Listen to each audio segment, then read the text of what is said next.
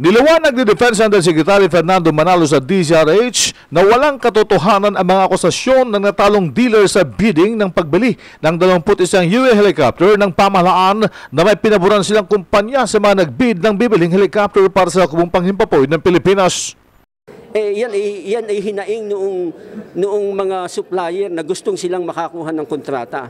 So nag-decide ang senior leaders na pagbigyan yung recommendation ng Air Force na ang delivery is before February before the end of February or February 28. So yan ang aming ilalagay doon sa amended bid documents. At yan ay final na. Yan ay final na. Mag-complain na sila doon sa dapat, pwede naman sila mag-complain pero daanin doon sa tamang proseso. May proseso yan kung paano ilalabas yung complaint, hindi yung maglalabas ng kung mga anong masasamang impormasyon tungkol sa amin.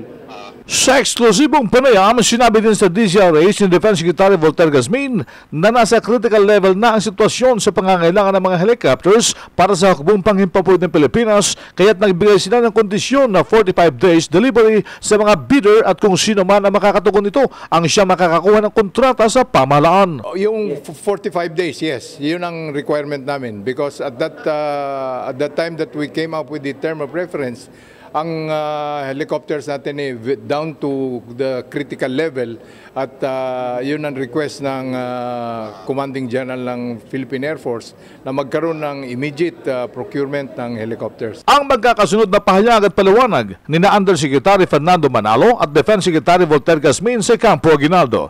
Iyan ang DZRH News, RH911, Bing Pormento, naglilingkod sa pagbabalita.